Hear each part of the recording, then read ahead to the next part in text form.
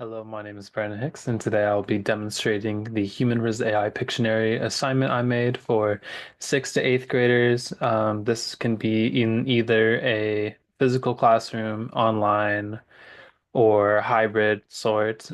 This is going to be using Canva AI image generator. You will need a printed out version of the worksheet I have attached to this lesson plan, pencils, and then also some sort of laptop to use the Canva, and then Google Docs as well. You will need an internet connection for all of this, and then for the presentation, it's going to take about 15, well, introduction's 8 minutes. You're gonna the work like the work portion of this project is going to be around 25-30 minutes. And then once we go back to the slides after the project, you're going to be looking at another 15-20 minutes. And then the assessment and wrap up will be another 10 to 15 minutes. And so I just wanted to go through the slides in this assignment overall. And so starting with the introductory page, I have an example of a Canva AI generated image. You can describe this. I was hoping for this section of the presentation that we can do an introduction to the students about AI image generator, ask around the classroom, ask some questions about what they know. You can give examples of how you've seen it been used as, an adult who has more experience with these kind of emerging technologies, and then also give your own knowledge of it. Moving on to the next slide, we have an overview of the project, basically what I said, getting all the utensils. In the worksheet, there's going to be 3 slots for prompts. If you can create some prompts for your classroom, you can either let them create their own written prompts, or you can do an like an AI prompt generator, and that'd be a good way to incorporate AI learning into another aspect of this lesson.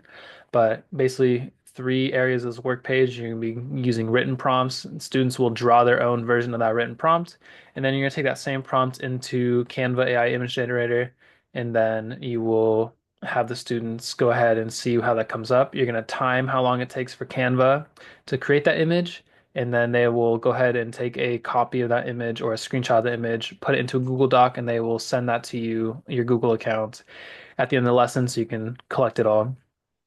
This is an example of a handwritten one I made. It also shows the um, worksheet as what it's going to look like. It has instructions at the very top, a name, date, class, and then also a written reflection and how long it took. Um, the AI image, it talks about it, and then this part will be after they complete their worksheet and Canva project. You'll kind of gather them all up again to go through the rest of the slides. This basically explains how Canva describes their function of their AI generator, a video, skip past this, another video explaining the uses of AI generated imagery, and then I included this slide as the dangers of this technology and some of the ways it's being exploited currently. And so just really doing some preventative measures on how not to use it, basically. And so after that, there is just a time in this lesson for you to be able to ask what people thought in the classroom, go ahead and see what their questions are about it. And then I also have an example of mine. So you see here the prompt tightrope, dog on a tightrope in a circus tent. Took 20 seconds for Canva to make it the image, and then my version of the 5 minute image.